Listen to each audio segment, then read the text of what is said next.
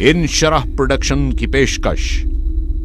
आवाज Shahabuddin Shahab, visual support and editing Huzaifa Shahzad, मुसन्निफ हजरत मौलाना सैयद हुसैन अहमद मदनी रहमतुल्लाह अलैह, टेलीस्क्रिप्ट अब्दुल अजीज राजा। बरतानवी साम्राज्य ने हमें कैसे लूटा, हजरत मौलाना सैयद हुसैन अहमद मदनी रहमतुल्लाह अलैह की किताब पर मबनी दस्तावेजी प्रोग्राम मुलाहिजा कीजिए। पहला हिस्सा खुशहाल बर्रे सगीर हिंदो पाक। ये खित्ता खुशहाल था, यहाँ दौलत की फरावानी, सनत व हिरफत उरूज पर थी, लोग तालीम याफ्ता थे, उनका अखलाक व किरदार दुनिया के लिए मिसाल था।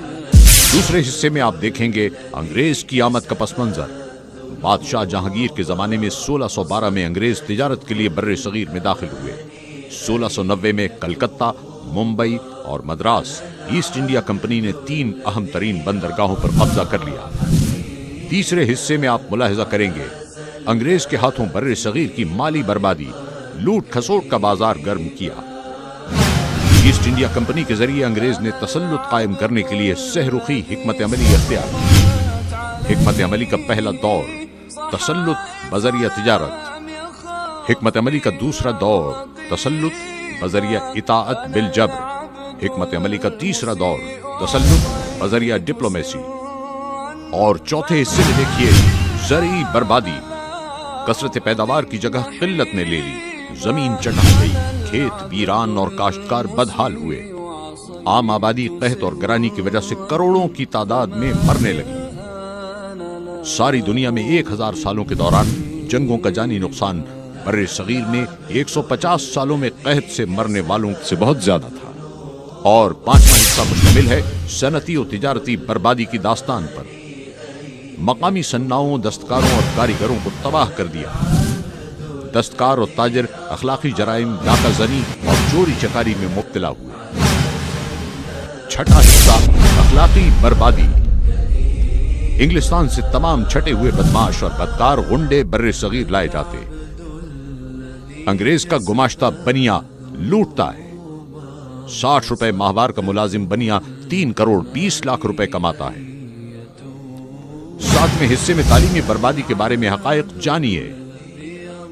अंग्रेज ने मकामियों की जहानत बर्बाद कर डाली। लॉर्ड मैकाले का मोहलिक वॉर 90% तालीम याफ्ता तबके को एक ही रात में जाहिल और अनपढ़ बना दिया। 8वें हिस्से में देखिए मुनाफिरत की चिंगारियां। तकसीम करो, आपस में लड़ाओ, हुकूमत करो। अपने मफाद और खुदगर्जी की खातिर निफाक डलवाया और एक दूसरे से लड़ाया। कई मजाहिब और फिरके ईजाद किए, कुछ तो खून का बाजार गर्म किया। नहीं मिन्नत कशे ताबे शुनीदन दास्तां मेरी, खामोशी गुफ्तगू है, बेज़बानी है ज़बां मेरी। इस दस्तावेजी प्रोग्राम के लिए जितनी मालूमात, हकायक और आदाद शुमार पेश किए गए हैं वो सारे के सारे ब्रिटिश रिसोर्सेज से हासिल किए गए हैं। पेशकश अब्दुल अजीज राजा, हुज़ैफा शहजाद, ए प्रेजेंटेशन ऑफ इन शरह प्रोडक्शंस।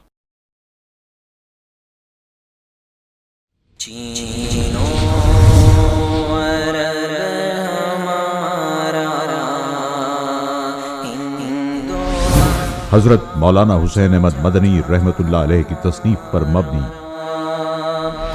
बरतानवी साम्राज्य ने हमें कैसे लूटा।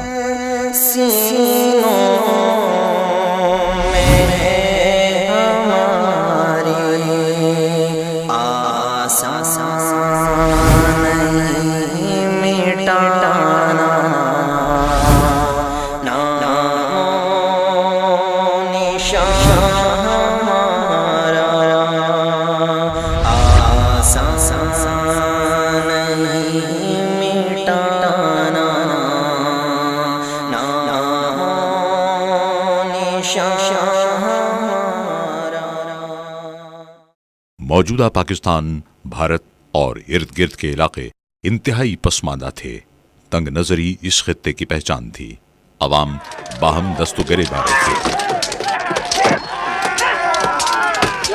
अंग्रेज इस खित्ते को तारीकियों से रोशनी में लाए, انہوں نے یہاں نت نئے کارخانے لگائے، صنعت و تجارت کو فروغ دیا، عوام کی سوچوں کو وسعت دی اور یوں اس خطے کی تقدیر بدلی۔ کیا یہ دعویٰ حقیقت پر مبنی ہے؟ اس خطے کے عظیم عالم دین اور درویش حضرت مولانا سید حسین احمد مدنی رحمت اللہ علیہ نے اس پروپیگنڈے کا پردہ چاک کیا اور دنیا کو حقائق سے آگاہ کیا۔ دیوبند ایک مینارہ نور ہے جس کی کرنوں سے منور ہونے والوں میں حضرت مولانا سید حسین احمد مدنی رحمت اللہ علیہ بھی تھے۔ آپ شیخ الہند حضرت مولانا محمود حسن رحمت اللہ علیہ کے شاگرد خاص تھے۔ ترکی کے مسلمانوں کے لیے حق کی آواز بلند کرنے پر انہیں شیخ الہند رحمت اللہ علیہ کے ہمراہ مالٹا میں قید کیا گیا۔ انہوں نے فرنگی اقتدار سے عدم تعاون کے لیے فتویٰ جاری کیا جس میں مختلف مکاتب فکر کے 500 علماء کرام نے دستخط کیے۔ آپ کراچی جیل میں قید رہے۔ آپ پر بغاوت کا مقدمہ بھی چلا۔ آپ نے 79 برس کی عمر میں 5 دسمبر 1957 کو وفات پائی۔ آپ نے 18 سال تک مسجد نبوی میں درس حدیث دیا اور ایک بہت بڑا علمی و تحقیقی سرمایہ یادگار چھوڑا۔ نقش حیات آپ کی خود نوشت سوانح ہے۔ یہ 3 حصوں پر مشتمل ہے۔ پہلے حصے میں ان کے خاندانی اور ذاتی حالات قلم بند ہیں۔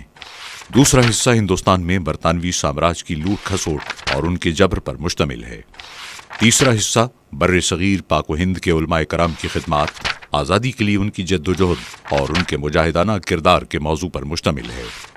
مولانا حسین احمد مدنی رحمت اللہ علیہ کی سوانح نقش حیات کے دوسرے حصے کو مختلف اضافوں کے بعد برطانوی سامراج نے ہمیں کیسے لوٹا کے عنوان سے شائع کیا گیا ہے۔ اس کا پہلا باب ہے انگریزوں کی آمد سے پہلے کا خوشحال ہندوستان۔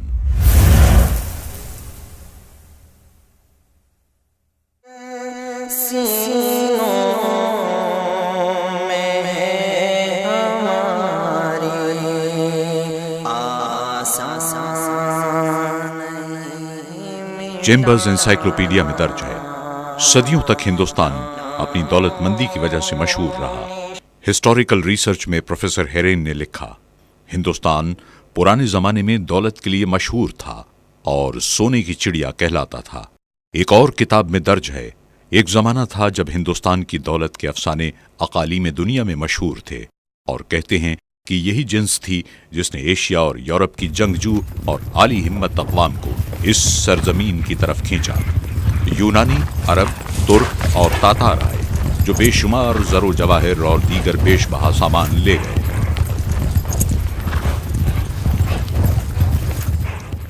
اکبر اعظم نے ہندوستان کو اپنا گھر قرار دیا اور پھر ہندوستان کی دولت ہندوستان ہی میں رہی۔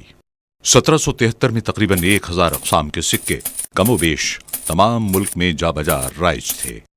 طلائی مہریں یعنی اشرفیاں 139 اقسام، طلائی ہن جو پگوڑا بھی کہلاتے تھے 61 اقسام، نقرئی روپے 556 اقسام کے تھے۔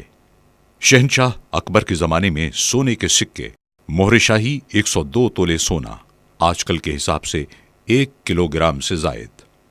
دوسری اشرفی 90 تولے سونا، تیسری اشرفی 50 تولے سونا، چوتھی اشرفی 25 تولے سونا، پانچویں اشرفی 20 تولے سونا، چھٹی اشرفی 3 تولے سونا۔ اورنگزیب عالمگیر سری رارائے سلطنت ہوا تو اس نے آگرہ اور دہلی کے خزانوں کی پڑتال کا حکم دیا۔ چنانچہ 6 ماہ تک کئی ہزار نفوس چاندی کے سکے تولنے میں مصروف رہے اور معلوم ہوا کہ شاہی خزانے کا صرف 1 کونا تولا جا سکا ہے۔ اشرفیوں اور جواہرات کی نوبت ابھی تک نہیں آئی، چنانچہ اورنگزیب فوراً اس مہم کو بند کرا کے دکن کی مہم پر چلا گیا۔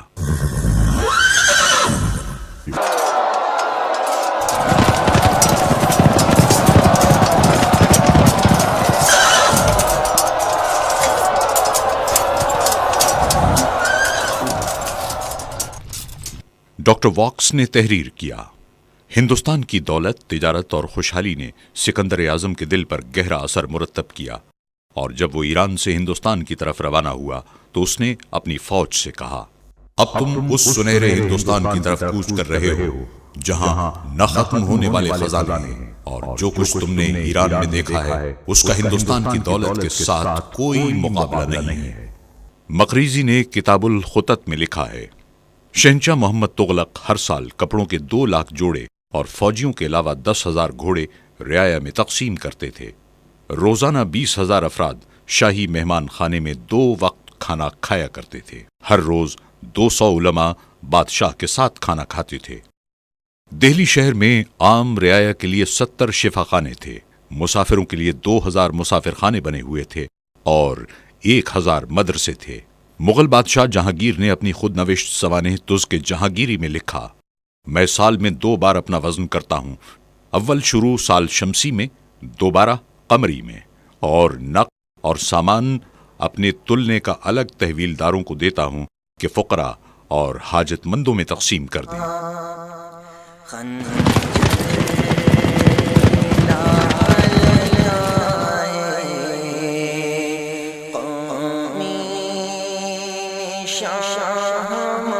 میجر باسو نے لکھا، رعایا کی خوشحالی اور سرمایہ داری کے اعتبار سے بھی مسلمانوں کا دور حکومت سونے کے حروف سے لکھے جانے کے قابل ہے۔ دولت مندی اور آرام و چین کا جو نقشہ مغل بادشاہ شاہجہاں کے وقت میں دیکھنے میں آتا تھا، بلا شبہ بے مثل اور بے نظیر تھا۔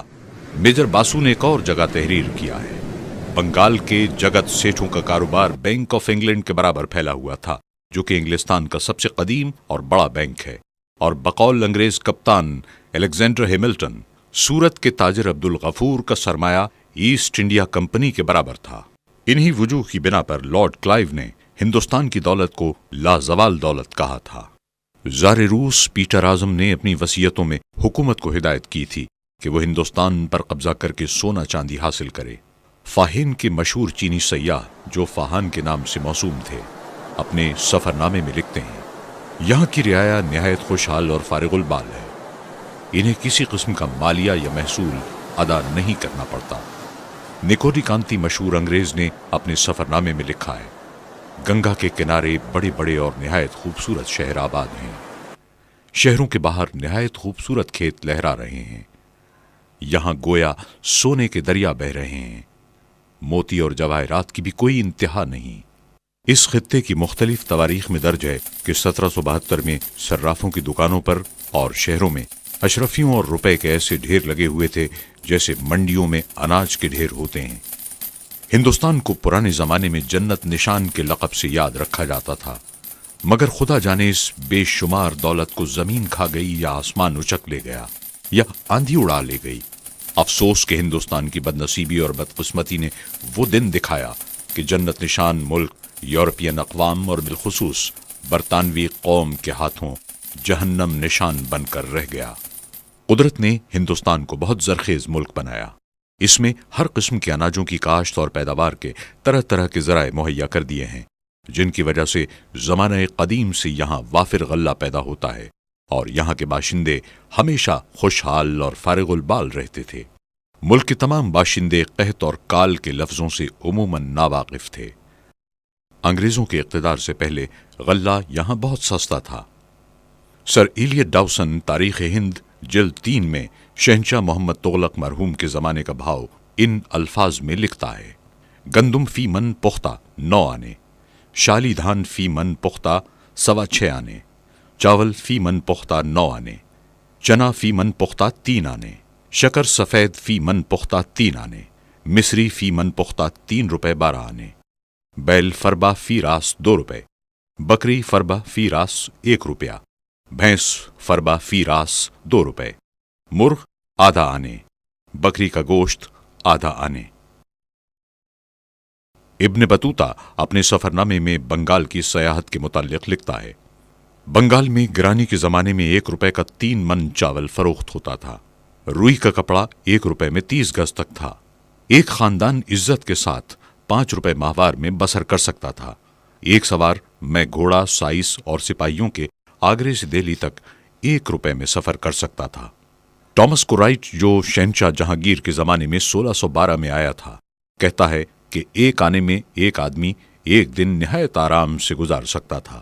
لارڈ میکالے نے لکھا، بنگال باغ جنت یا نہایت دولت مند ملک سمجھا جاتا تھا، اس کی آبادی بہت زیادہ اور بے حد بڑھتی تھی، غلہ وافر تھا جس سے دور دراز کے صوبہ جات بھی پرورش پاتے تھے۔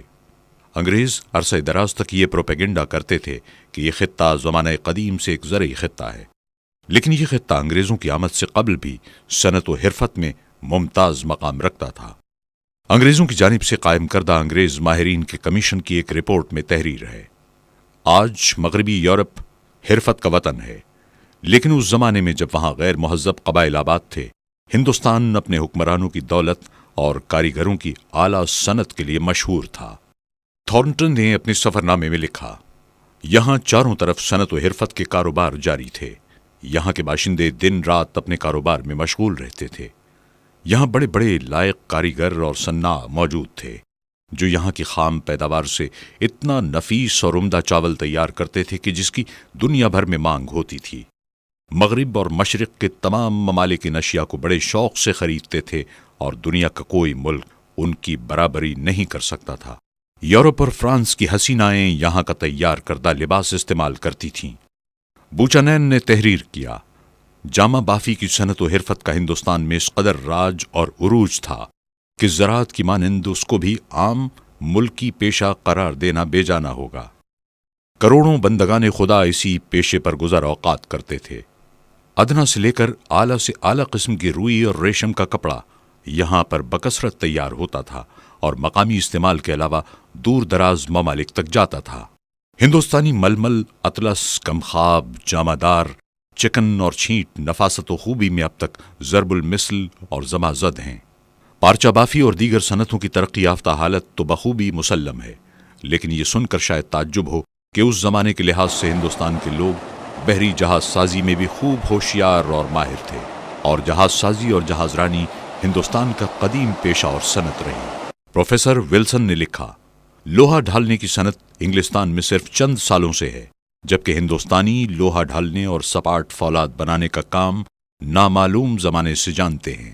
1670 میں ایک انگریز نے ایسٹ انڈیا کمپنی کے ڈائریکٹر کو لکھا: پرانے اور بہترین قسم کے ساگوان یہاں بکثرت موجود ہیں، بہترین لوہا بھی وافر دستیاب ہے، اور کاریگر ہر قسم کے بولٹ، کیل اور لنگر وغیرہ بناتے ہیں۔ یہاں کے لوہے کو بڑی مہارت سے تیار کر کے مضبوط جہاز تیار کیے جاتے ہیں۔ 18ویں صدی کے اواخر میں لارڈ ویزلی نے کمپنی ڈائریکٹر کو لکھا: کلکتے کی بندرگاہ میں 10,000 ٹن کے قریب جہاز موجود ہیں جو ہندوستان میں تیار ہوتے ہیں، اور ان میں انگلستان کو مال بھیجا جا سکتا ہے۔ ایک انگریز مورخ ٹیلر کا بیان ہے: ہندوستان کا مال لے کر جب ہندوستانی جہاز لندن کی بندرگاہ میں پہنچے تو ان جہازوں کو دیکھ کر سنسنی پھیل گئی، گویا کہ دریائے ٹیمز میں کسی دشمن کا جنگی بیڑا گھس آیا ہے۔ انگلستان کی جہاز سازی کی صنعت کے کرتا دھرتا لوگوں نے دہائی دی: For God's sake, don't allow India خدا کے to لیے sail ان in our ہندوستانی waters. جہازوں These کو are so ہمارے big پانیوں and میں strong آنے سے that روکو۔ nobody will use ان کی our پرشک ships و for سخت transportation and مضبوطی اور کیپیسٹی کو دیکھ کر کوئی شخص بھی انگریزی جہازوں کو بار برداری کے لیے استعمال نہیں کرے گا۔ ہماری نسلیں فاقوں کا شکار ہو جائیں گی، انگلستانی جہازوں کی صنعت بے موت مر جائے گی، یہ ہندوستانی جہازوں کا مقابلہ نہیں کر سکتے۔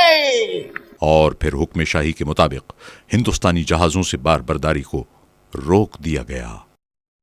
ہندوستان قدیم زمانے سے روحانی پیشواؤں کا مرکز رہا ہے، اور انہی کا اثر تھا کہ انگریزوں کے عروج تک یہاں کے عام باشندوں کا اخلاق اور کردار اعلیٰ اقدار کا حامل تھا۔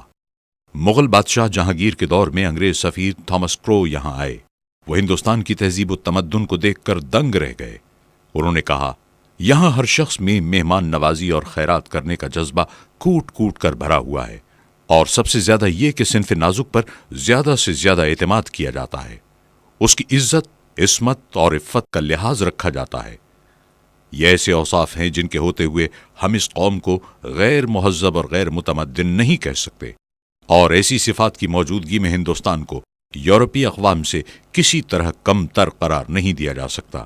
اگر ہندوستان اور انگلستان کے درمیان تہذیب و تمدن کی تجارت کی جائے تو مجھے کامل یقین ہے کہ ہندوستان سے تمدن کی جو کچھ درآمد انگلستان میں ہوگی اس سے انگریزوں کو بہت فائدہ پہنچے گا۔ کرنل سلیمان نے تحریر کیا: میرے تجربے میں سینکڑوں مثالیں ایسی آ چکی ہیں کہ ایک آدمی کی دولت، آزادی اور زندگی جھوٹ بولنے سے بچ سکتی تھی، مگر وہ جھوٹ ہی نہ بولا۔ سر اسکن پیری نے ایک کمیٹی کے سامنے بیان دیتے ہوئے کہا: تجارتی کھاتوں کی حرمت تھی کہ متنازع لین دین کے بارے میں ان کا پیش ہو جانا عدالت کے نزدیک एक नाकाबिल तर्दीद सबूत समझा जाता था।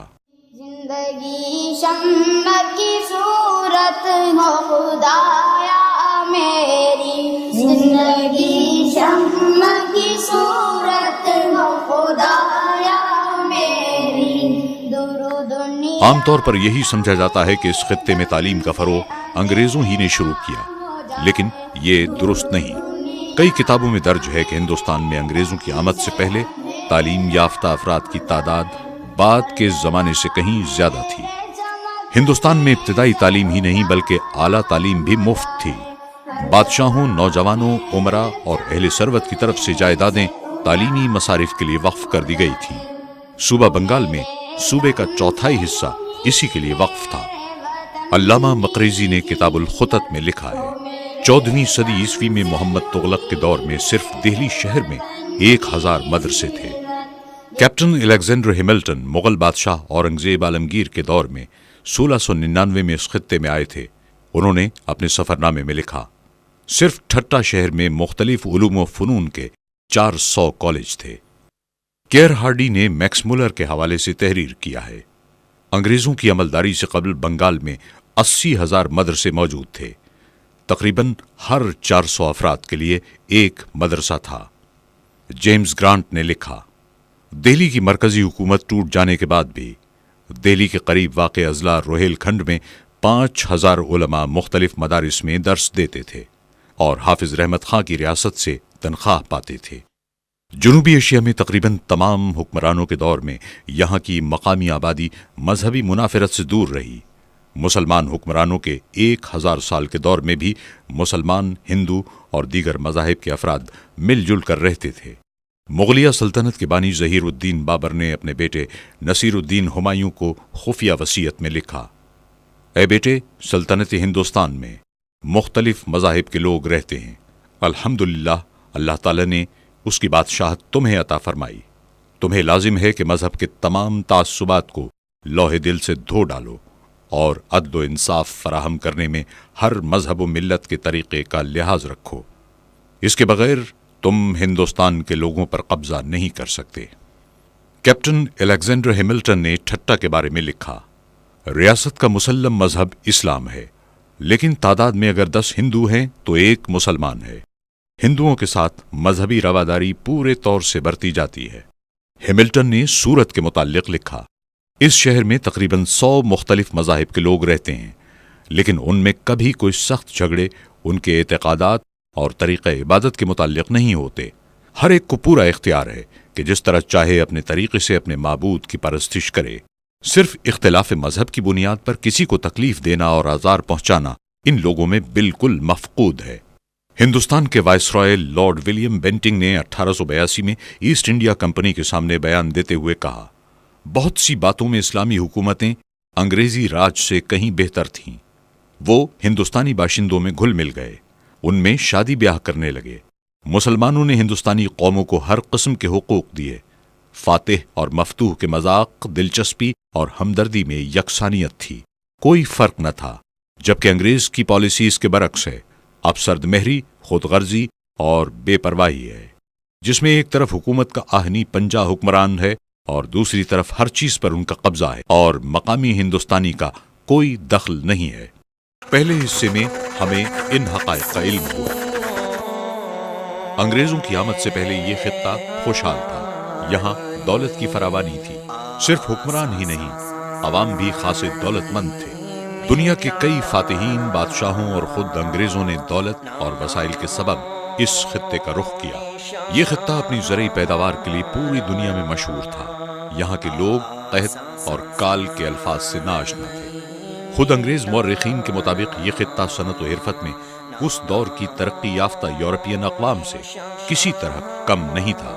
हिंदुस्तान की बहरी जहाज साजी की सनत इंतहाई उरूज पर थी। यहाँ के बाशिंदों का अखलाक व किरदार पूरी दुनिया के लिए मिसाल था। इस खित्ते में जगह जगह तालीमी इदारे मौजूद थे, जहाँ आम तालीम ही नहीं बल्कि आला तालीम भी मुफ्त दी जाती थी। यहाँ के बाशिंदे मुख्तलिफ मज़ाहिब से ताल्लुक़ रखने के बावजूद अमन व चैन से रहते थे। अंग्रेजी उरूज और इक़्तिदार से पहले ये मुल्क निहायत अर्ज़ां और सस्ता था। اس میں اناج اور تمام ضروریات زندگی بالخصوص خورد و نوش کی اشیاء کی نہایت سے زیادہ کثرت اور ارزانی تھی۔ یہاں کے باشندے نہایت چین اور آرام کی زندگی بسر کرتے تھے، مگر بقول شاعر، چلی سمت غیب سے ایک ہوا کے چمن سرور کا جل گیا، چلی سمت غیب سے ایک ہوا کہ چمن سرور کا جل گیا، مگر ایک شاخ نہال غم جسے دل کہیں وہ ہری رہی۔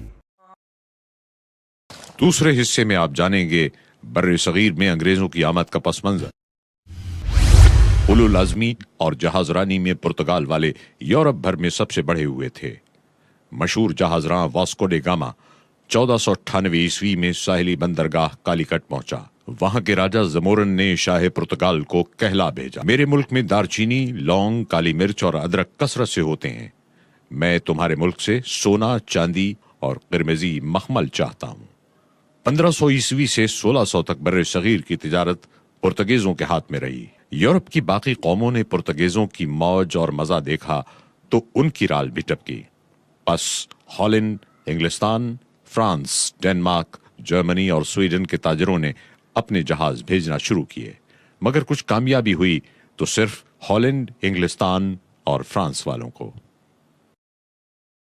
21 ستمبر 1600 عیسوی میں شاہی منشور کے ذریعے ایسٹ انڈیا کمپنی کو بلا شرکت غیرے مشرقی تجارت کا باضابطہ اجارہ مل گیا۔ انگریزوں نے 1612 عیسوی میں پہلے مغربی ساحل کے شہر سورت میں کاروبار شروع کیا۔ یہ بادشاہ جہانگیر کا زمانہ تھا۔ کمپنی نے جن رعایات کی بارگاہ سلطانی میں استدعا کی وہ بخوشی عطا کی گئیں۔ 1616 میں کمپنی نے مشرقی ساحل سولی پٹم میں کارخانہ کھولا۔ 1640 میں مدراس کے راجہ سے زمین حاصل کر کے قلعہ تعمیر کرایا۔ 1634 میں بادشاہ شاہ جہاں سے بنگال میں تجارت کی اجازت حاصل کی۔ 1640 عیسوی میں ہگلی کے مقام پر کارخانہ قائم ہوا جو 1690 میں کلکتہ منتقل ہوا اور اسی کے باعث موجودہ ممبئی آباد ہوا۔ اس طرح بر صغیر کی تینوں بندرگاہیں کلکتہ، ممبئی اور مدراس ایسٹ انڈیا کمپنی کے ہاتھ میں آ گئی۔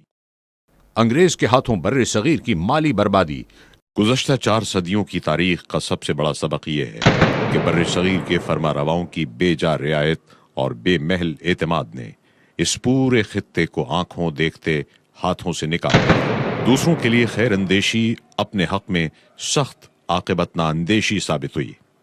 چاہیے تو یہ تھا کہ انگریز ممنون اور احسان مند ہوتے، تہذیب و شرافت، عدل و انصاف، مروت و اخلاق کا تقاضا پورا کرتے اور شکر گزاری کے ساتھ اپنی جائز تجارت میں مشغول رہتے، مگر انہوں نے شروع ہی سے ناجائز فائدہ اٹھایا، اپنی جبلی بربریت، جال سازیوں، چالاکیوں اور غداریوں کو کام میں لا کر لوٹ کھسوٹ کا بازار گرم رکھا۔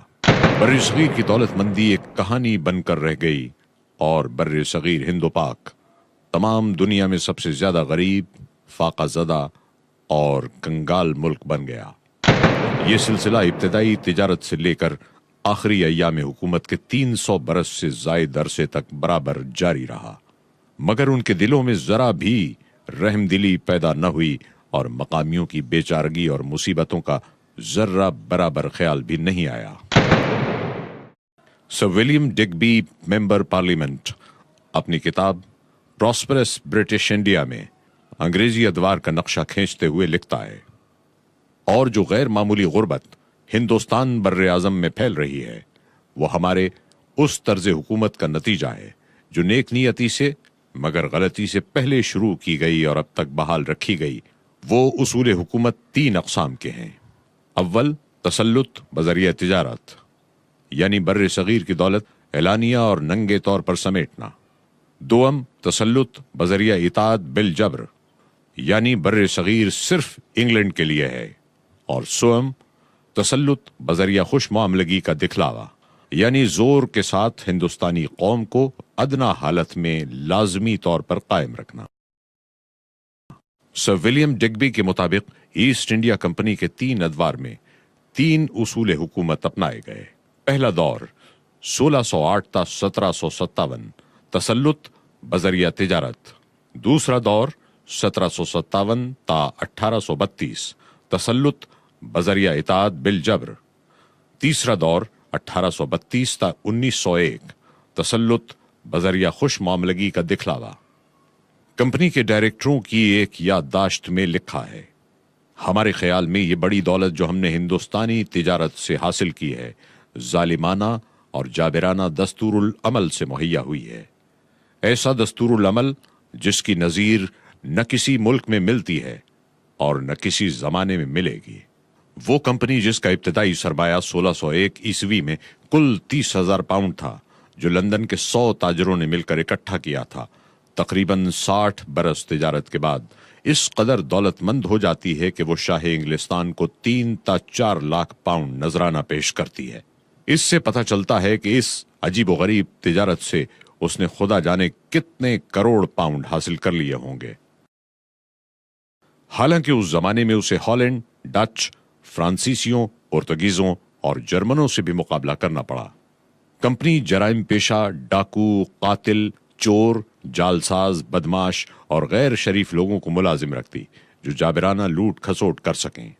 جب حکومت انگلستان نے کمپنی کو سر ایڈورڈ مائیکل بوردن کو بھرتی کرنے کے لیے کہا تو ایک عجیب ریزولوشن کی نقل بھیجی گئی جس کا مطلب یہ تھا، کسی ذمہ داری کے کام پر جنٹل مین کو نہ رکھا جائے اور گورنمنٹ سے درخواست کی جائے کہ ہمیں اپنے کاروبار کے لیے اپنے ہی قسم کے لوگوں کا انتخاب کرنے کی چھوٹ دی جائے۔ کہیں ایسا نہ ہو کہ شرافا کو نوکر رکھنے سے کمپنی کے عوام الناس حصے دار شبہ میں پڑ کر روپیہ واپس لینے لگیں۔ کمپنی کی تنخواہیں بہت کم تھیں۔ ان تنخواہوں پر بھلے مانس اور شریف لوگوں کی بجائے نکمے، شریر اور جرائم پیشہ لوگ جن کو انگلینڈ میں روٹی ملنا مشکل تھی وہ ہندوستان کے لیے ٹوٹ پڑے اور یہاں ہر طریقے سے روپیہ بنانے کے لیے ہر قسم کے مظالم اور وحشیانہ کارروائیاں بے تحاشا جاری کی۔ نواب کرناٹک نے کمپنی ڈائریکٹرز کو لکھا، آپ کے نوکروں کا کوئی کاروبار تو ہے نہیں، نہ آپ انہیں معقول تنخواہ دیتے ہیں، پھر بھی چند ہی سال میں وہ کئی لاکھ اشرفیاں کما کر واپس جاتے ہیں۔ اتنی قلیل مدت میں بغیر کسی ظاہری ذرائع کے یہ بے حساب کمائی کہاں سے آتی ہے؟ ہم اور آپ دونوں سمجھ سکتے ہیں۔ وارن ہیسٹنگز نے لکھا، ہندوستان میں انگریز جرائم کرتے ہیں، جرائم کے جواز کے لیے انگریز ہونا کافی ہے اور اس کو سزا کا خیال تک نہیں آ سکتا۔ ان کے روپیہ کمانے کے مختلف طریقے تھے، ان میں ایک قرضہ دینا بھی تھا، مگر جس نوعیت کے یہ قرض ہوتے تھے ان کی نظیر دنیا میں ملنا مشکل ہے۔ مسٹر برک نے ایک قرضے کے متعلق لکھا، نواب کرناٹک کو روپے کی ضرورت پیش آئی۔ انگریزی حکومت نے چند ساہوکاروں مسٹر ٹیلر، مسٹر میچنڈی اور مسٹر کال کو آمادہ کیا کہ نواب کو 4 لاکھ اشرفیاں یعنی پیکوڈا قرض دیں۔ یہ راضی تو ہو گئے مگر اس شرط پر کہ مدراس کی انگریزی حکومت نواب کی ضمانت دے، اور طے پایا کہ چند اضلاع قرض خواہوں کے سپرد کر دیے جائیں جن کی مالگزاری سے وہ اپنا سود وصول کرتے رہیں۔ معاہدہ ہو گیا۔ نواب نے اعلان کر دیا کہ فوجیوں کی تنخواہیں بقایا جات کے ساتھ فوراً ادا کر دی جائیں گی، مگر ان ساہوکاروں کی طرف سے قرضے کا روپیہ نہ آیا۔ تقاضا کرنے پر کہا گیا کہ نقد اس وقت موجود نہیں، 4 ماہ تک ادا کریں گے۔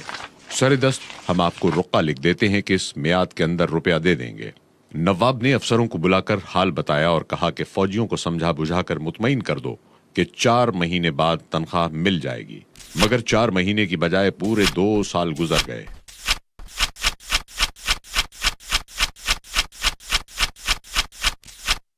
اور فوجیوں کو تنخواہ نہ ملی، بلکہ 2 سال کی تنخواہ مزید ادا کرنا پڑی۔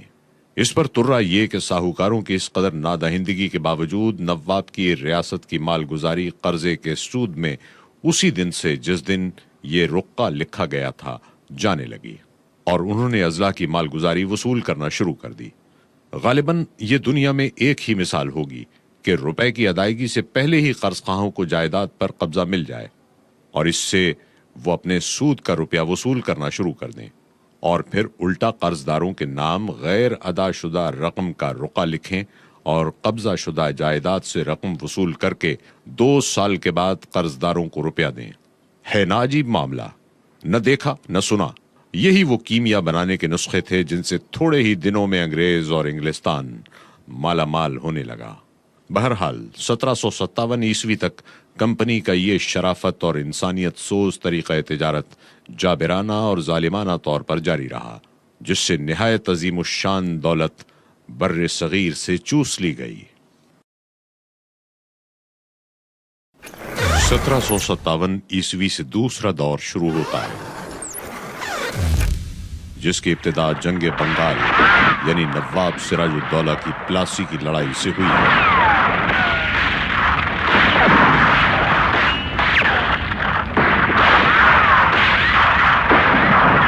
سر ولیم ڈگبی کے الفاظ میں کمپنی کا دوسرا دور جبر کا دور کہلاتا ہے، تسلط بذریعہ اطاعت بالجبر۔ ہندوستان انگلینڈ کے لیے ہے۔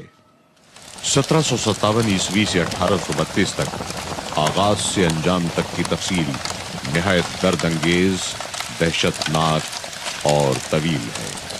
کلکتے میں بیٹھ کر انگریزوں نے میر صادق اور امی چند کے ساتھ مل کر سازش کا تانا بانا بنا اور نواب سراج الدولہ کے خلاف جنگ چھیڑ دی گئی۔ صرف 4 گھنٹوں میں جنگ ختم ہو گئی اور وسیع و شاداب ملک کی قسمت کا فیصلہ انگریز کے حق میں ہو گیا، اور انگریز نے جنگ پلاسی فوجی قوت کی بجائے فریب، نمک حرامی، دغا بازی اور سازش کے بلبوتے پر جیتی۔ فورٹ ولیم میں سونے کا مہ برسنے لگا۔ میر جعفر نے 3 لاکھ پاؤنڈ اور کلکتے کے جنوبی علاقے کی جاگیر کلائیو کی نذر کی۔ 6 لاکھ پاؤنڈ کونسل ممبروں کو پیش کیے گئے۔ تاوان جنگ وصول کرنے کے لیے 24 پرگنہ کا علاقہ کمپنی کی جاگیر ٹھہری اور عام لوٹ مار کا بازار بھی گرم کیا گیا۔ بقول کلائیو 3 کروڑ انسانوں کو لوٹ کر کلکتے میں عظیم الشان دولت بہت جلد جمع کر لی گئی تھی۔ میں صرف یہ کہہ سکتا ہوں کہ اس قدر بدعملی، رشوت خوری اور ظلم و زیادتی کا منظر بنگال کے علاوہ کسی اور ملک میں نہ دیکھا گیا نہ سنا گیا۔ کتاب قانون تمدن و تنزل کا مصنف بروکس ایڈمسن لکھتا ہے، یہ مالا مال خزانے کروڑوں آدمیوں کی کمائی انگریزوں نے ہتھیا کر لندن اس طرح بھیج دی جس طرح رومنز نے یونان اور پونٹس کے خزانے اٹلی بھیج دیے تھے۔ ہندوستانی خزانے کتنے تھے کوئی انسان اس کا اندازہ نہیں کر سکتا، لیکن وہ کروڑوں اشرفیاں ہوں گی۔ اتنی دولت اس وقت کی مجموعی یورپین دولت سے بہت زیادہ تھی۔ جب میں 1750 میں انگلستان آیا تو یہاں بڑے بڑے شہر ایسے تھے جہاں کوئی بینک نہ تھا۔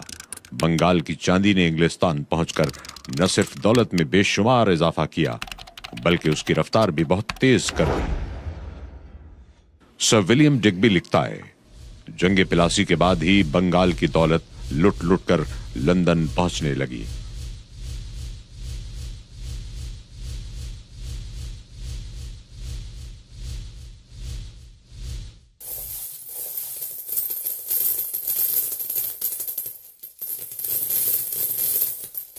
بقول بینز لنکا شائر میں سوت کاتنے کے سادہ چرخے تھے۔ بہت سی ایجادات صدیوں سے دبی پڑی تھیں۔ جب انہیں کام میں لانے کی قوت یعنی روپیہ مل گیا تو 1760 عیسوی کا صنعتی انقلاب شروع ہو گیا۔ صنعت و حرفت میں انگلستان کی برتری کرناٹک اور بنگال کے خزانوں کا فیض ہے۔ جنگ پلاسی میں فتح کے بعد سونے کا دریا انگلستان کی طرف بہنا شروع ہو گیا۔ ہماری صنعت و حرفت کا بازار ٹھنڈا تھا۔ سوت کاتنے اور کپڑا بننے میں لنکا شائر کو ہندوستان پر کوئی فوقیت حاصل نہ تھی۔ بر صغیر کی دستکاری جس نے ہندوستانی کپڑے کو صناعی کا شاہکار بنا رکھا تھا، لنکا شائر تو کیا پورے مغرب میں کہیں موجود نہ تھی۔ جو حال روئی کا تھا وہی لوہے کا تھا۔ کانکنی اور آہنگری دونوں کام انگلستان میں ڈھیلی رفتار سے چل رہے تھے۔ میجر وینگٹ کہتا ہے، ایسٹ انڈیا کمپنی کے ڈائریکٹروں کے سرسری اندازوں کے مطابق بڑی آسانی کے ساتھ دعویٰ کیا جا سکتا ہے کہ جنگ پلاسی اور جنگ واٹرلو کے درمیانی زمانے میں بر صغیر سے انگلستان کو 15 ارب روپیہ پہنچا۔ کمپنی نے ایک اور عجیب و غریب تجارت کی بنا ڈالی جو گدیوں کی تجارت تھی۔ محمد علی کرناٹک میں اور میر جعفر کو بنگال میں تخت دلانے سے یہ تجربہ ہوا کہ انگریزی خزانہ خوب مالا مال ہو جاتا ہے۔ چنانچہ میر جعفر سے سودا کر لیا گیا۔ اس کے بعد نجم الدولہ سے سودا کیا گیا۔ اس سوداگری سے انگریزوں نے 5 کروڑ کمائے اور اسی قسم کے طریقوں سے 1771 عیسوی تک رقم بٹوری گئی، جس کی میزان 29.5 کروڑ روپیہ بنتی ہے۔ اس عجیب لوٹ کھسوٹ کے ساتھ ساتھ ایک اور عجیب و غریب مہلک وار کیا گیا۔ فروخ سیر بادشاہ دہلی کی لڑکی جل گئی، اطباء ناکام ہو گئے، ڈاکٹر ہیملٹن نے کامیاب علاج کیا۔ فروخ سیر بہت خوش ہوا، زر و جواہر سے مالا مال کرنا چاہا، لیکن ڈاکٹر ہیملٹن نے لینے سے انکار کر دیا اور اس کے عوض یہ درخواست کی کہ کمپنی کو اس ٹیکس سے جو وہ تجارت پر دیتی ہے مستثنا کر دیا جائے۔ اہل دربار شاہی اس کے زہریلے نتائج تک نہ پہنچ سکے اور فرمان جاری ہو گیا کہ کمپنی کے تمام کارکن ٹیکس سے مستثنا رکھے جائیں۔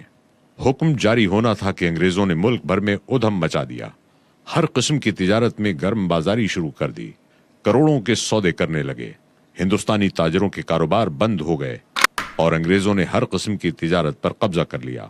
جنگ بکسر کے بعد 1765 عیسوی میں الہ آباد کا صلح نامہ ہوا۔ کمپنی کو بنگال کا دیوان یعنی مالگزاری وصول کرنے والا مقرر کر دیا گیا۔ اس معاہدے کے وقت تک تو انگریزی عمل دخل بے ضابطہ طور پر تھا، لیکن اب شاہی فرمان کی روح سے انگریزی قبضے کو جواز کی سند مل گئی اور لوٹ کھسوٹ کا ایک نیا طریقہ ہاتھ آ گیا۔ زمین کا بندوبست اور اس کا لگان، ٹھیکہ اور نیلام، اس کی مالگزاری میں اضافہ، یہ سب نئے ذرائع پیدا ہو گئے۔ دیوانی ملتے ہی لگان میں 90% کا اضافہ کر کے کاشتکاروں کو تباہ حال کر دیا گیا اور کمپنی کی یہاں سونے کی بارش ہونے لگی۔ لارڈ ویلزلی کے عہد میں East India company Gorakhpur, Rohail کھنڈ اور جنوبی دوآبے کے علاقوں پر قابض ہو گئی۔ کرناٹک کے نواب کو معزول اور سلطان ٹیپو کو شہید کر دینے کے بعد وہ تمام علاقے حاصل کر لیے گئے جو اب مدراس کے احاطے میں شامل ہیں، اور وہاں کے تمام خزانے لوٹ کر انگلستان پہنچا دیے گئے۔ سر ولیم ڈگبی تیسرے دور کو تسلط بذریعہ ڈپلومیسی یعنی خوش معاملگی کا دکھلاوا کرتے ہوئے مقامیوں کو جبرن اور زور کے ذریعے کم ترین حالت میں دبا کر رکھنا قرار دیتا ہے۔ اس دور میں موتی اور فرما بردار رعایا کو لوٹنے اور زیادہ سے زیادہ کھسوٹنے کے نئے نئے قوانین بنائے گئے، جس میں مقامیوں کی کوئی شرکت نہیں ہوتی تھی۔ انگریز اپنے اغراض و مقاصد کے تحت آئینی قوت اور مضبوط شکنجے کے بل بوتے پر گھمنڈ کے ساتھ بغیر رحم کیے اور عدل و انصاف کے تقاضوں کو بھول کر انصاف کرنے کے جو قانون چاہتے تھے وہ بناتے تھے، خوشنما الفاظ میں شائع کرتے، محکوم رعایا کی خواہشوں اور ضرورتوں کا کوئی خیال نہ رکھتے، ان کی فلاح و بہبود کی بجائے ان سے زیادہ چوستے رہنا اور ان کو دائمی غلامی میں جکڑ کر بند رکھنا انگریزوں کا مطمع نظر تھا۔ وہ بدمست تھے اور رعایا کی ذرہ برابر بھی پرواہ نہ کرتے تھے۔ تاجرانہ ہوس اور حصول منفعت کے لیے انہوں نے حکومت کو ذریعہ بنا لیا تھا۔ متبنہ بنانے کے قدیم مقامی رواج کو یکلخت ناجائز قرار دے کر تقریباً 15 ریاستیں اپنے قبضے میں کر لیں۔ اس طرح بلا وجہ صوبہ سندھ، صوبہ اودھ اور صوبہ پنجاب کو یکے بعد دیگرے اپنے قبضے میں لے آئے۔ سر جان سلیور جو مدراس کے بورڈ آف ریونیو کا صدر ہے، کہتا ہے، ہمارا طرز حکومت اسپونج سے بہت مشابہت رکھتا ہے۔ وہ گنگا کے دھارے سے تمام نعمتیں چوس لیتا ہے اور ٹیمز کے کنارے نچوڑ دیتا ہے۔ سر جان شور جس کا تعلق بنگال سول سروس سے تھا اور بعد میں وائسرائے ہند بنا، 1833 کے قانون کے متعلق کہتا ہے، انگریز کا بنیادی اصول یہ رہا ہے کہ ہر صورت میں ہندوستانیوں کو اپنی اغراض کا غلام بنا لیا جائے۔ ان پر محصولات اتنے لگا دیے ہیں کہ ان پر اضافے کی کوئی گنجائش نہیں چھوڑی۔ یکے بعد دیگرے جو صوبہ ہمارے قبضے میں آیا اس کو مزید وصولیابی کا میدان بنا لیا ہے، اور ہم نے اس بات پر ہمیشہ فخر کیا ہے کہ دیسی والیان ملک سے جتنا وصول کرتے تھے اس سے ہماری آمدنی کہیں زیادہ ہے۔ اس کا نتیجہ یہ ہے کہ رعایا ہم سے نفرت کرتی ہے اور ہر طاقت کا خیر مقدم کرنے اور اس کے جھنڈے کے نیچے جمع ہونے کے لیے تیار رہتی ہے، بشرطے کہ اس میں قدرت ہو کہ وہ ہمیں تباہ کر سکے۔ بر صغیر سے انگلستان منتقل ہونے والی دولت کا اندازہ معلوم ذرائع کے مطابق اس طرح سے ہے۔ پلاسی اور واٹرلو کی جنگ کے دوران انگلستان منتقل ہونے والی دولت بروکس ایڈمسن کے مطابق کروڑوں اشرفیاں اور خزانے ہیں، جو یورپ کی مجموعی دولت سے کہیں زیادہ تھے۔ میجر وینگٹ 15 ارب روپے کا تخمینہ لگاتا ہے۔ 1933 میں وٹھل بھائی پٹیل سابق صدر آل انڈیا اسمبلی نے امریکہ میں تقریر کرتے ہوئے بتایا، بینک آف انگلینڈ میں بر صغیر کا 30 ارب پاؤنڈ جا چکا ہے، جو 4 خرب 50 ارب روپے بنتا ہے، اور موجودہ حساب سے 37 ٹریلین 50 بلین روپے بنتا ہے۔ ان طریقوں کے علاوہ ایک اور عجیب و غریب طریقہ لوٹ کا ملاحظہ کیجیے۔ 1760 عیسوی سے بر صغیر کے قومی قرضے کی مد قائم کی گئی۔ لطف یہ ہے کہ روز اول سے آخر دم تک برطانیہ کی گرہ سے ایک کوڑی بھی خرچ نہیں ہوئی۔ ہندوستان ہی کے مال سے اور انہی کے خون سے ملک پر قبضہ کیا گیا۔ اسی پر بس نہیں کیا گیا، بلکہ ملک گیری، تجارت کی توسیع، علمی تحقیقات، غرض ہر قسم کے مصارف جو انگریزوں کو ایشیا بھر میں کہیں اٹھانا پڑے وہ ہندوستان کے خزانے سے پورے کیے گئے۔ منافع ہمیشہ انگریزوں کی جیب میں جاتا رہا، اور خرچہ یا خسارہ ہوتا تو ہندوستان کے سر مڑھا جاتا۔ مسٹر آر.سی. دت کہتے ہیں، بر صغیر کا سارا قومی قرضہ جو کمپنی کے 100 سالہ عہد میں بڑھا، وہ صرف اس وجہ سے کہ جو مصارف انگلستان میں ہوتے تھے ان کا بار بر صغیر پر ڈالا جاتا تھا۔ قومی قرضے میں سال بسال اضافے کی تفصیل ملاحظہ فرمائیے۔ 1792 عیسوی میں 70 لاکھ پاؤنڈ، 1805 میں 2 کروڑ 10 لاکھ پاؤنڈ، 1857 میں 6 کروڑ 95 لاکھ پاؤنڈ، 1860 عیسوی میں 10 کروڑ پاؤنڈ، 1913 عیسوی میں 30 کروڑ 70 لاکھ پاؤنڈ، 1924 میں 48 کروڑ 58 لاکھ 40 ہزار پاؤنڈ، 1925 میں 51 کروڑ 17 لاکھ 80 ہزار پاؤنڈ، 1928 میں 1 ارب پاؤنڈ۔ اس قرضے پر ہندوستان کو ہر سال 80 کروڑ روپے سود ادا کرنا پڑا۔ اس کے علاوہ 40 کروڑ روپے وزارت ہند کو الگ دینا پڑتے تھے۔ قومی قرضے کی ایک اور نہایت دلچسپ اور پر لطف و عجیب نوعیت یہ ہے کہ انگریز جو بھی جنگ ایشیا یا افریقہ میں لڑتے یا بر صغیر کے علاقوں پر قبضے کے لیے جو جنگیں لڑتے، ان میں مقامی سپاہی، رسد اور اسلحہ استعمال ہوتا۔ جانے مقامی لوگوں کی اور غنیمت کا مال انگریز کی جیب میں، اور مصارف قومی قرضے یعنی انڈین نیشنل ڈیٹ کے سر۔ ایک اور عجیب بات یہ کہ 1857 میں تاج برطانیہ ہندوستان کو ایسٹ انڈیا کمپنی سے 4 کروڑ 60 لاکھ پاؤنڈ میں خریدتا ہے، اور یہ رقم قومی قرضے میں شامل کر دی جاتی ہے، اور سود در سود بر صغیر سے ہی وصول کیا جاتا ہے۔ گویا بکری خریدی اور بکری سے کہا گیا تو ہی اپنی قیمت ادا کر۔ اس قومی قرضے میں جنگ نوابان بنگال و مرہٹا، نیپال و افغانستان، جنگ ثانی کابل و سوڈان، جنگ مصر و تبت، جنگ چین اور جنوبی افریقہ، ٹرانسوال وغیرہ سب کے سب مصارف شامل ہیں۔ بر صغیر کا قرضہ اور سود در سود اور سرمایہ کی انگلستان منتقلی کا سیلاب کس قدر دہشتناک تھا، تعجب ہوتا ہے۔ ہندوستان کے لوگ زندہ کیوں کر تھے؟ Sir Charles Elliott, chief commissioner Assam, 1888 میں لکھتا ہے، میں بلا تامل کہہ سکتا ہوں کہ کاشتکاروں کی نصف تعداد ایسی ہے جو سال بھر تک نہیں جانتی کہ ایک وقت پیٹ بھر کر کھانا کسے کہتے ہیں۔ مسٹر اے برسل، ممبر برطانوی پارلیمنٹ، کہتا ہے، یہ لوگ مکھیوں کی طرح مر رہے ہیں۔ آبادیوں کا بہت بڑا حصہ ایسا ہے جسے اپنی پیدائش سے لے کر وفات تک کبھی پیٹ بھر کر کھانے کو نہیں ملا۔ 25 کروڑ سے زیادہ تعداد اس آبادی کی ایسی ہے جسے ساری عمر پیٹ بھر کر چاول بھی نصیب نہیں ہوئے۔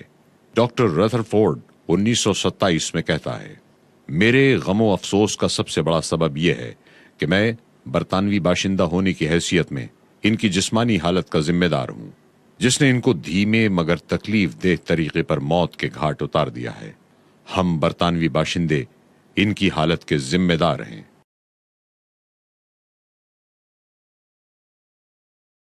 باوجود کہ اکا دکا زندہ ضمیر انگریز دانشوروں نے واویلا مچایا، مگر سنگ دل انگریزوں کی لالچ کی آگ بھڑکتی ہی رہی۔ دولت حاصل کرنے کی بھوک دن بدن بڑھتی رہی، اور جنگ عظیم اول کے بعد تو دولت کا بھوکا درندہ مزید دہشتناک ہو گیا، اور بر صغیر کے مقامی باشندوں کی بربادی اور ذلت کی انتہائیں ختم ہو گئیں۔ انگریزوں کے ہاتھوں زرعی بربادی۔ زراعت کے بارے میں بھی انگریزوں کی پالیسی نہایت اندوہناک اور دلخراش ہے۔ انگریزوں سے پہلے مالگزاری کل پیداوار کا 1/4 حصہ وصول کی جاتی تھی۔ پیداوار اچھی ہو تو حکومت کا بھی فائدہ اور کاشتکار کا بھی، اور اگر پیداوار اچھی نہ ہو تو دونوں نقصان میں شریک ہوتے تھے۔ مگر انگریزوں نے قبضہ پاتے ہی لگان پختہ کر دیا، نقد رقم باندھ دی کہ اتنی تو ہر حال میں کاشتکار کو دینا ہی دینا ہے، خواہ فصل اچھی ہو یا بری. اگر پیداوار نہ ہو تو عدم وصولیابی پر قرقی، بیل، ہل، عورتوں کے زیورات نیلام کر کے لگان وصول کیا جاتا اور ہر سال لگان میں اضافہ کیا جاتا رہا. 30% عموماً بڑھا دیا جاتا اور بعض جگہوں پر یہ اضافہ 50%، 70 اور 100% تک جا پہنچا. لیبر پارٹی کے بانی جے کیئر ہارڈی کا بیان: ہندوستان میں ٹیکسوں کا 80% زمینوں کے لگان سے وصول کیا جاتا تھا. کاشتکار کی 50% سے 65% پیداوار لگان میں وصول کر لی جاتی تھی. اس کے علاوہ دوسرے ٹیکس بھی ادا کرنے پڑتے تھے. یوں اسے تمام ٹیکسوں کی مد میں اپنی پیداوار کا 75% حکومت کو ادا کرنا پڑتا تھا. مسٹر ولیم وڈ برن نے 1897 میں ہاؤس آف کامنز میں تقریر کرتے ہوئے بر صغیر کے باشندوں کی تباہ حالی اور مفلسی کی 3 وجوہ بیان کی. پہلی وجہ مالگزاری میں اضافہ، اور وہ بھی اس طرح کہ بعض جگہوں میں تو 100% اور بعض خصوصی اراضیات میں 1000% تک بڑھا دیا جاتا ہے. دوسری وجہ خاص سبب رعایا کی تباہی کا وصولی لگان کا ظالمانہ طریقہ ہے. سالانہ ایک مقررہ رقم ایک معینہ وقت پر وصول کی جاتی ہے. فصلوں میں نقصان کاشتکار کو اٹھانا پڑتا ہے اور سود پر قرضہ حاصل کرنا پڑتا ہے. تیسری وجہ یورپ کی طرز پر قرضہ وصول کرنے کے لیے عدالتیں قائم کر دی گئی ہیں جن کے ذریعے حکومت کے بل بوتے پر رعایا کو غلامی کے ادنا درجے تک پہنچایا جا رہا ہے. سنگ دل اور خود غرض انگریزوں نے بر صغیر کے کاشتکاروں کو بے رحمی کے ساتھ برباد کیا اور کاشتکاری کو بھی فنا کے گھاٹ اتار دیا. لگان کے بھاری بوجھ اور وصولی کے انتہائی جابرانہ طریقے سے خائف کسان ہر سال زمین جوتتا اور زمین کو لگاتار بوتا ہے، جس کی وجہ سے زمین انتہائی درجے کمزور اور پیداوار میں نہایت کمی ہو گئی. ہندوستان میں پیداوار کا اوسط فی ایکڑ زمین دوسرے ممالک کے مقابلے میں ملاحظہ ہو. چاول کی پیداوار: ملک اسپین، پیداوار فی ایکڑ 62.9 من، رقبہ کاشت 6900 ایکڑ. اٹلی 43 من، رقبہ کاشت 1,37,500 ایکڑ. ہندوستان 14.9 من، رقبہ کاشت 3,26,07,091 ایکڑ. گندم کی پیداوار: بیلجیم 26 من فی ایکڑ، برطانیہ 22 من فی ایکڑ، ہندوستان 8 من فی ایکڑ. انگریزوں کا ملعون اقتدار آیا تو حالت پلٹنا شروع ہو گئی. کثرت پیداوار کی جگہ قلت نے لے لی.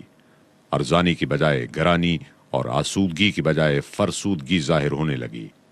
عام آبادی قحط اور گرانی کی وجہ سے لاکھوں بلکہ کروڑوں کی تعداد میں مرنے لگی.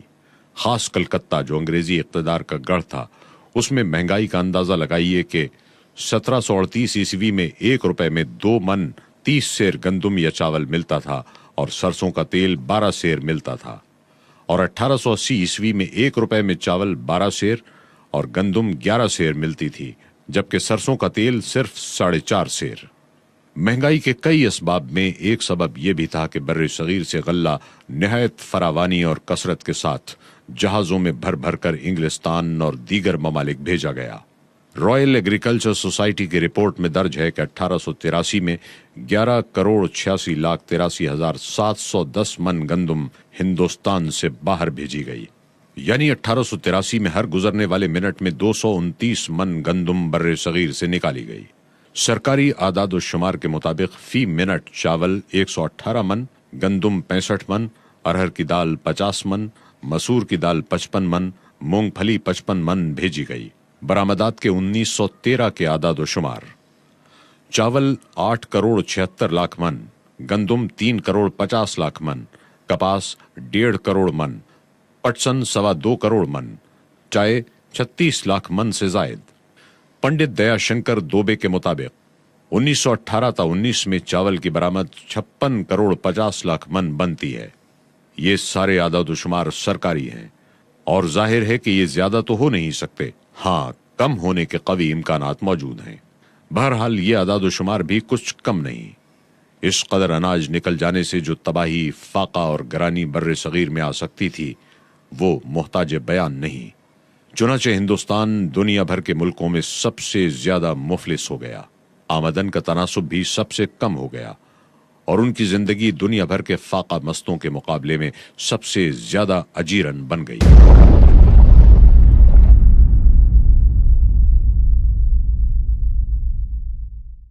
مسٹر پیٹر فریمن ممبر پارلیمنٹ اور صدر common wealth of Indian league کا کہنا ہے انگریزی حکومت زراعت پر ہندوستان کی آمدنی سے صرف 1% خرچ کرتی ہے. ظاہر ہے یہاں زراعت کیسے ترقی کر سکتی ہے. وہ انگلستان جہاں ہندوستان پر قبضے سے پہلے بہت زیادہ قحط پڑتا تھا قحط سے تقریباً محفوظ ہو گیا کیونکہ اس میں بے شمار دولت اور اناج کھچ کھچ کر پہنچنے لگا، اور وہ ہندوستان جس میں ہمیشہ غلے کی فراوانی، افراط اور ارزانی تھی، قحط اور کال کا گھر بن گیا. 11ویں صدی عیسوی یعنی 1100 عیسوی سے لے کر 17ویں صدی عیسوی یعنی 1700 تک کے 700 برسوں میں قحط کے دونوں ممالک کے اعداد و شمار ملاحظہ ہوں جو سر ولیم ڈگبی نے بیان کیے ہیں. 17ویں صدی تک انگلستان میں کل 100 قحط اور ہندوستان میں صرف 17، جبکہ انگریزوں کے بر صغیر پر قبضے کے بعد 1700 عیسوی سے 1800 عیسوی تک انگلستان میں 7 قحط جبکہ ہندوستان میں 11 قحط پڑے. 1801 عیسوی سے 1900 تک انگلستان میں صرف 1 قحط اور ہندوستان میں 31 قحط جن کی وسعت تمام بر صغیر پر حاوی تھی. مسٹر جے کیئر ہارڈی بانی لیبر پارٹی برطانیہ نے لکھا 1860 سے 1910 تک صرف 50 برس کے عرصے میں ہندوستان میں بھوک اور فاقے سے مرنے والوں کی تعداد 3 کروڑ نفوس پر مشتمل تھی. سر ولیم ڈگبی پراسپیرس برٹش انڈیا میں لکھتا ہے ساری دنیا میں جنگوں کی وجہ سے 107 برسوں میں یعنی 1793 عیسوی سے 1900 تک 50 لاکھ کے قریب جانی نقصان ہوا، لیکن ہندوستان میں قحطوں سے صرف 1791 سے 1900 تک 1 کروڑ 90 لاکھ سے زیادہ جانیں ضائع ہوئیں. ان قحطوں میں اموات کا سبب انگریز مورخ آسمانی اسباب یعنی بارش نہ ہونا قرار دیتے ہیں. یہ عذر لنگ ہے. 1800 عیسوی سے 1900 تک بارش کی قلت کبھی نہیں ہوئی. سر ولیم ڈگبی نے قحط کے اعداد و شمار اور انگریز ماہرین کی شہادتیں پیش کرتے ہوئے لکھا ہے کہ ان ایام میں بارش کی کبھی بھی ایسی کمی نہیں ہوئی جس سے قحط پڑتا اور ایسی ہولناک بربادیاں ہوتی. بعض انگریز مورخین نے آبادی کی زیادتی کو قحط کا سبب بتانے کی ناکام کوشش کی ہے، اس لیے کہ ہندوستان کی آبادی فی مربع میل یورپ کے بہت سے ممالک سے زیادہ نہ تھی. مثلا 1921 میں انگلستان ویلز کی آبادی فی مربع میل 405، ہالینڈ کی 454 اور بیلجیم کی 589، جبکہ ہندوستان کی آبادی 211 نفوس فی مربع میل تھی. ہندوستان کی آبادی میں اضافہ 7% تھا، مگر اضافہ کاشت بھی 8% سے زائد تھا. الغرض ان قحطوں کی وجہ سے جس قدر جانی نقصان ہندوستان کو صرف 1.5 صدی میں برداشت کرنا پڑا، تمام دنیا کو 1000 برس کی جنگوں میں برداشت نہیں کرنا پڑا.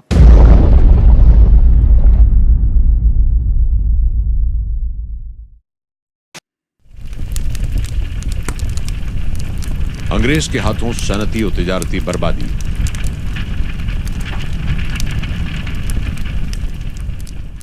انگریز نے جب دیکھا کہ ہندوستانی مصنوعات ان کے ملک پر چھانے لگی ہیں تو فوراً چونک اٹھا اور ہر قسم کی پیش بندی شروع کر دی. 17 مارچ 1769 کو ایسٹ انڈیا کمپنی کے ڈائریکٹروں نے اپنے اعلیٰ عہدیداروں کو بنگال میں ایک خط بھیجا. بنگال میں خام ریشم کی پیداوار بڑھانے کی ہر طرح کوشش کی جائے اور ساتھ ہی ریشمی کپڑوں کی بنائی روکی جائے تاکہ خام ریشم انگلستان آئے اور یہاں سے کپڑا بن کر ہندوستان جائے. مقامی کپڑا بننے والوں کو کمپنی کے کارخانوں میں کام کرنے پر مجبور کیا جائے، انہیں اپنے طور پر کام کرنے سے روکا جائے. اس خط کی تعریف کرتے ہوئے دارالعوام کی ایک منتخب کمیٹی کی رپورٹ جو 1783 میں شائع ہوئی ملاحظہ کیجیے. اس خط میں ہندوستانی پیداوار، خام مال کی ترقی اور مصنوعات کی تیاری کو روکنے کے لیے جو پالیسی صاف صاف بیان کی گئی ہے اس سے مقامی صنعت کو ضرور صدمہ پہنچے گا، اور اگر اس پر صحیح عمل ہوا تو ہندوستان جیسے صنعت و حرفت والے ملک میں ایسا انقلاب رونما ہوگا کہ وہ صنعت و حرفت بھول کر صرف نری خام پیداوار والا ملک بن جائے گا، اور یہ خام پیداوار انگلستان کی مصنوعات میں کام آئے گی. عمدہ اثر تو ظاہر ہو چکا ہے. ریشم بننے والے آپ کی کمپنی کے کارخانوں میں کام کرنے لگے ہیں، اور اگر وہ لوگ اپنے طور پر خود کام کرنا چاہیں تو ان کو روکا جائے، نہ مانے تو سرکار انہیں سزا دے اور خود کام کرنے کی ممانعت کر دے. بر صغیر کی صنعت و تجارت کو مٹانے کے لیے 3 طریقے اختیار کیے گئے. پہلا طریقہ، ہندوستانی کاریگروں کو صنعت سے روکا جائے۔ دوسرا طریقہ، ہندوستان کا مال انگلستان میں داخل نہ ہونے دیا جائے۔ تجارت میں مامون کے فلسفے پر عمل کرتے ہوئے ہندوستانی درآمدات پر بھاری ٹیکس لگا کر انہیں خوب مہنگا کیا جائے تاکہ وہ ملکی مصنوعات کے مقابلے میں نہ ٹک سکیں۔ تیسرا طریقہ، انگلستان کی مصنوعات کو ہندوستان کی منڈیوں اور بازاروں میں ٹھونسا جائے اور اتنا سستا کر دیا جائے کہ ہندوستان کی صنعت گھٹنے ٹیک کر فنا ہو جائے۔ سر ولیم بالٹس 1772 میں لکھتا ہے، کمپنی کے گماشتے غریب جلاحوں سے جس چیز پر دستخط چاہتے ہیں لے لیتے ہیں، اور اگر جلاحہ کم لینے سے انکار کرے تو وہ روپیہ زبردستی ان کی کمر میں بندھوا دیا جاتا ہے اور پھر ان کو کوڑے بھی مارے جاتے ہیں۔ غریب جلاحے کو خوب ٹھگا جاتا ہے، بازار کی قیمت سے 15% سے 40% کم قیمت دی جاتی ہے۔ اسی قسم کا ظالمانہ برتاؤ خام ریشم بننے والوں کے ساتھ کیا جاتا ہے، اور ایسی مثالیں بھی موجود ہیں کہ ان لوگوں نے ریشم کاتنے کی تکالیف سے تنگ آ کر خود اپنے انگوٹھے کٹوا ڈالے تاکہ وہ اس جبر و تعدی سے محفوظ رہیں۔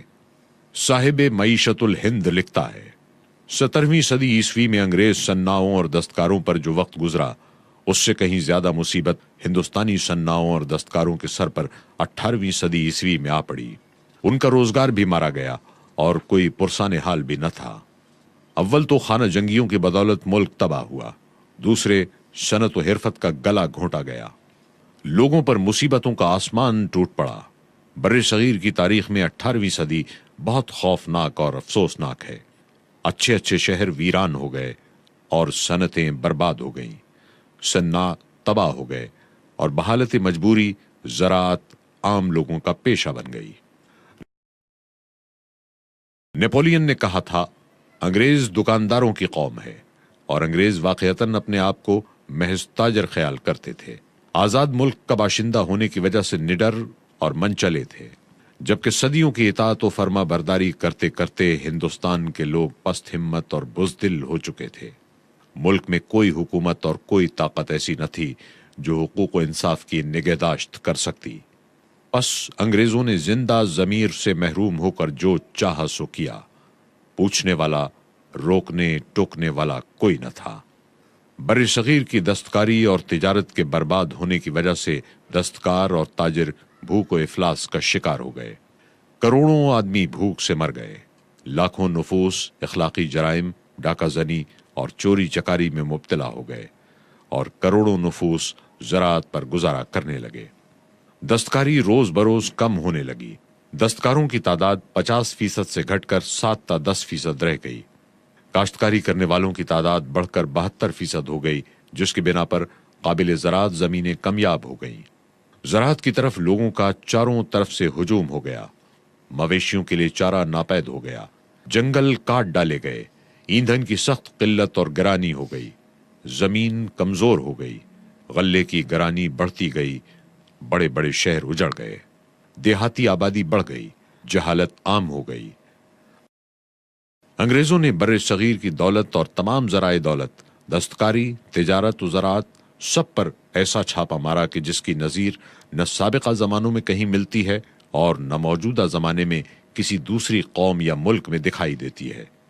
تعجب ہے ہندوستان میں زندگی کو کیسے ترستے ترستے گزری۔ انگریز کے ہاتھوں اخلاقی بربادی۔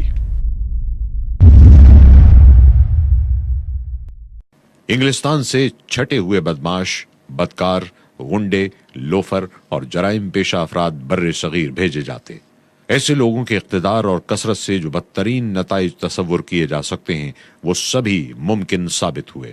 ان بدعمال، بد اخلاق اور نجس کردار انگریزوں نے اپنے گرد ایسے ہی جرائم پیشہ بد اتوار لوگوں کو جمع کر لیا اور ان کے ذریعے لوٹ مار، غارت گری اور انسانیت سوز جرائم کا بازار گرم کیا۔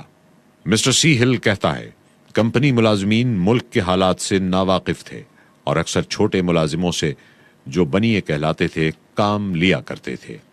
مسٹر برک ان بنیوں کے بارے میں لکھتا ہے، بنیا یا دیوان انگریز کے گھر کا منتظم ہوتا ہے، وہ ان تمام چال بازیوں اور عیاریوں سے واقف ہوتا ہے جو ظالم کی سزا سے بچنے کے لیے ایک غلام استعمال کرتا ہے۔ بنیا لوٹتا ہے، استحصال بالجبر کرتا ہے، غارت گری کرتا ہے، اور پھر اس میں سے جس قدر مناسب سمجھتا ہے اپنے صاحب کو بھی دے دیتا ہے۔ ان بنیوں نے بڑے بڑے گھر الٹ دیے ہیں، ملک کو برباد کر دیا ہے اور سرکاری مالگزاری کو سخت نقصان پہنچایا ہے۔ خود حکام وقت ان بنیوں کے ذریعے ذاتی نفع حاصل کرتے، ان بنیوں کو بڑے بڑے ٹھیکے دیتے اور پردے میں انگریز اصل ٹھیکیدار ہوتا۔ انہی کی بدولت پرانے شریف اور خاندانی ہندو اور مسلمان اپنی اپنی زمینوں سے بے دخل کر دیے گئے۔ 1 لاکھ سے زیادہ کا ٹھیکہ قانوناً نہیں دیا جا سکتا تھا، مگر بڑے صاحب لوگوں کے بنیے قانون سے آزاد ہوتے۔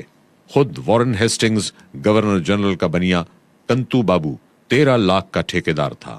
ایک اور بنیا گنگا گوبند سنگھ بھی ہیسٹنگز کا ٹھیکیدار تھا۔ جولائی 1785 عیسوی میں دارالعوام میں ایک حساب دکھایا گیا جس میں گنگا گوبند سنگھ کی کمائی 3 کروڑ 20 لاکھ روپے بنتی ہے۔ اسی گورنر جنرل کے دیوان رام چند کی نسبت بیان کیا گیا کہ وہ 60 روپے ماہوار کا ملازم تھا، مگر اس نے 12 کروڑ روپے کا ترکہ چھوڑا۔ کمپنی کے ایجنٹ روپ کشن کے پاس اتنی دولت تھی کہ اس کی ماں نے اس کے مرنے پر 90 لاکھ روپیہ خرچ کیا۔ بنیوں کے مظالم جاننے کے لیے صرف دیبی سنگھ کی مثال کافی ہے۔ دیبی سنگھ کلکتہ حکومت کے محبوب بنیوں میں سے تھا، چنانچہ بنگال کے بڑے بڑے علاقے اسی کو ٹھیکے پر دیے گئے۔ دیبی سنگھ شرفاء اور عزت داروں کو ہتکڑیاں پہنا کر حوالات میں رکھتا اور اپنی منواتا، زمین سستے داموں نیلام کرا کے خود خریدتا اور یہ قیمت بھی اسی روپے سے ادا کرتا جو انہی زمینداروں سے پیشگی وصول کر چکا ہوتا۔ ایسی بدعمالیاں کرنے سے ملک کی ثروت اور دولت تو برباد ہونی ہی تھی، ان لوگوں کے اخلاق اور اعمال بھی بہت زیادہ بگڑ گئے جو انگریزوں کے حاشیہ نشین اور کارکن تھے۔ وہ انگریزوں کی حمایت حاصل کر کے منمانی کارروائیاں کرتے۔ عام باشندوں پر اس کا اثر یہ پڑتا کہ جو عادتیں اور اخلاق پہلے برے سمجھے جاتے ان کی برائی دلوں سے جاتی رہی۔ اسی لیے عام طور پر جال سازی، بد اخلاقی اور ظلم و ستم پھیل گیا۔ جان بچانے اور دنیاوی زندگی سنبھالنے کے لیے لوگ ہر قسم کے جرائم میں اختیار کرنے پر مجبور ہو گئے اور ان اخلاق و عادات میں مبتلا ہو گئے جو شرافت انسانی کے لیے ننگ و عار ہیں۔ وہ چوری کرنے، اچکے پن کو عمل میں لانے، ڈاکے ڈالنے، قتل کرنے، ٹھگی اور دھوکے بازی کرنے، بے حیائی اور فواہش کرنے کرانے میں لگ گئے۔ اعلیٰ ملازمت کے دروازے بند کر کے مقامی باشندوں کو ذلت و افلاس کے گڑھوں میں دھکیل دیا گیا۔ تمام بڑے عہدوں پر انگریزوں کو مقرر کیا گیا اور تمام ذمہ دار عہدوں سے ہندوستانیوں کو ہٹا دیا گیا۔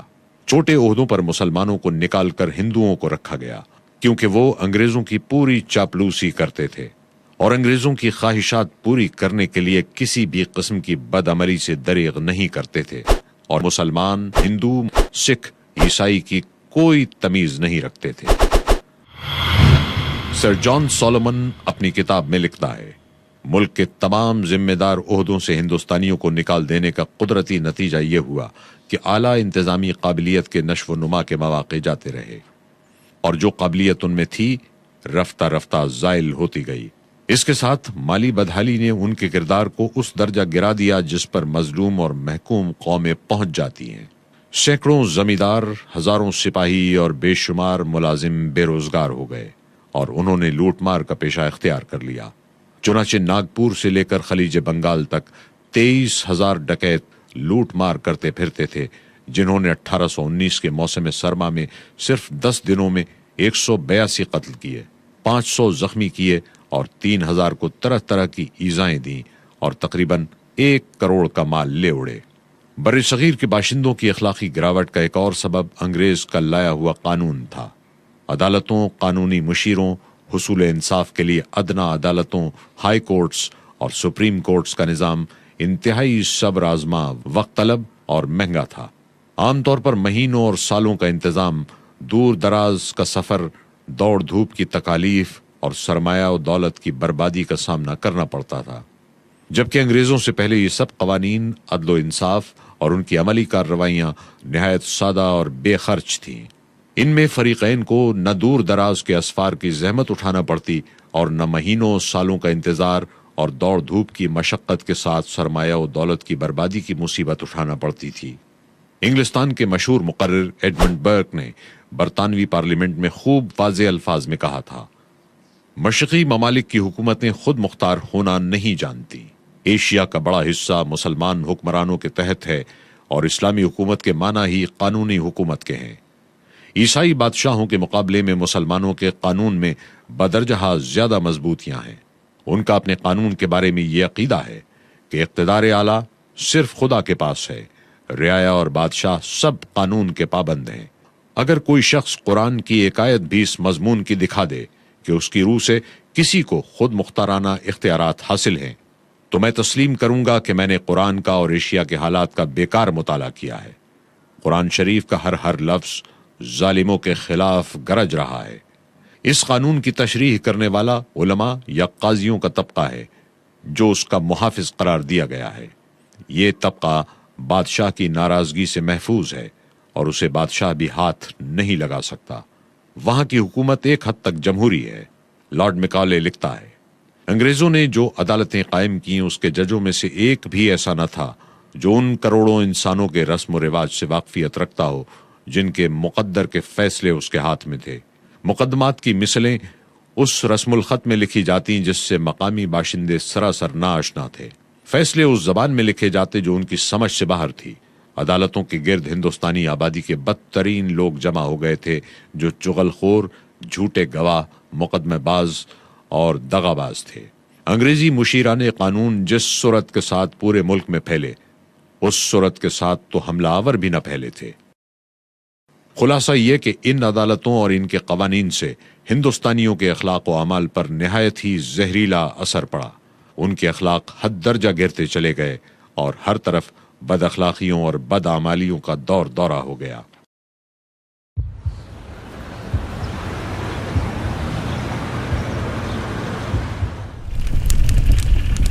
انگریز کے ہاتھوں تعلیمی بربادی۔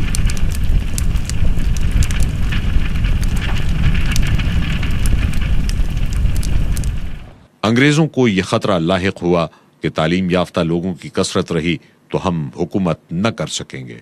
اس لیے انہوں نے تعلیم گاہوں کو ملیا میٹ اور تعلیم کو نیست و نابود کر دیا۔ تعلیم کے لیے تمام وقف جائیدادوں کو 1838 میں سرکاری قبضے میں لے لیا۔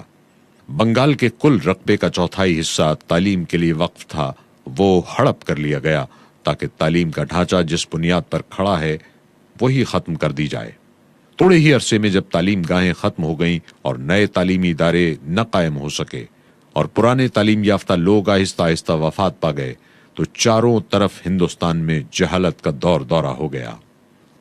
1823 میں برطانیہ کے معززین لارڈ ایلفنسٹن اور لارڈ ایف وارڈن نے ایک متفقہ یادداشت حکومت کو پیش کی۔ انصاف یہ ہے کہ ہم نے دیسیوں کی ذہانت کے چشمے خشک کر دیے ہیں۔ ہماری فتوحات کی نوعیت ایسی ہے کہ جس نے نہ صرف علمی ترقی کی ہمت افزائی کے تمام ذرائع ختم کر دیے ہیں بلکہ حالت یہ ہے کہ ان کے اصلی علوم گم ہو جانے اور گزرے ہوئے لوگوں کے ذہنوں کے تخلیق کردہ شاہکار بھی مٹ جانے کا اندیشہ ہے۔ اس الزام کو دور کرنے کے لیے کچھ کیا جائے۔ انگریز کی ہمیشہ سے پالیسی رہی کہ بر صغیر کے باشندوں کی ذہانت بالکل برباد کر دی جائے، ان میں علمی بیداری پیدا نہ ہونے دی جائے، ان کے ہر قسم کے کمالات فنا کر دیے جائیں اور ان کو غلامی کی بدترین خدمت گزاریوں اور کاشتکاریوں وغیرہ میں مبتلا رکھا جائے تاکہ انگریز کی برتری قائم رہے اور وہ اعلیٰ حاکم بنا رہے۔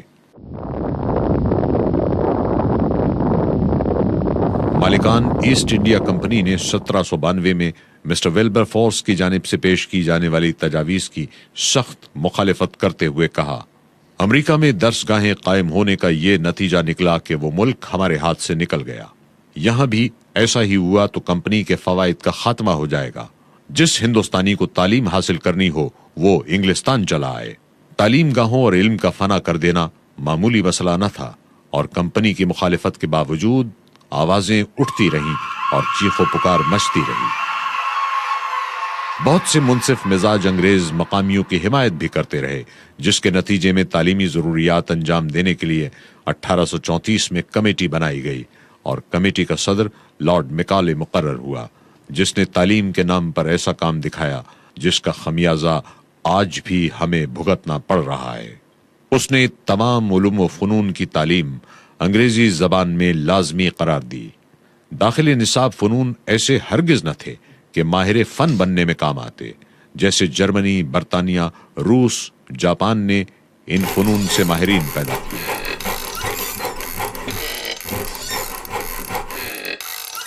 نصاب میں ایسی کتب شامل تھیں جو لامذہب اور بے دین بنا سکیں۔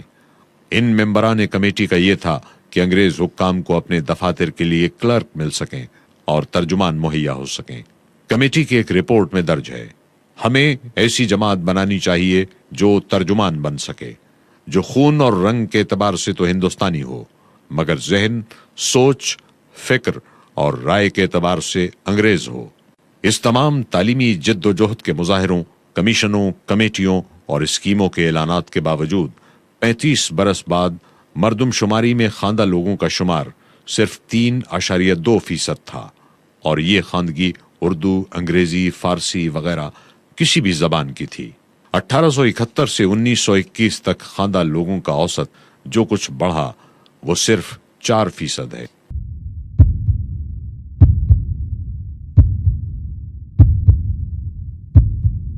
انگریز نے ہندوستان میں تعلیم کی مد میں ایسی مشکلات اور پیچیدگیاں پیدا کیں جن کی بنا پر یہ ملک انتہائی جہالت میں پھنس کر رہ گیا۔ انگریز کی غرض صرف اس قدر تھی کہ برطانوی حکومت کی سطوت و جبروت قائم رہے اور رعایا کا ایک ایک فرد حکام کے چنگل میں پھنسا رہے، اور ایسا ہی ہوا۔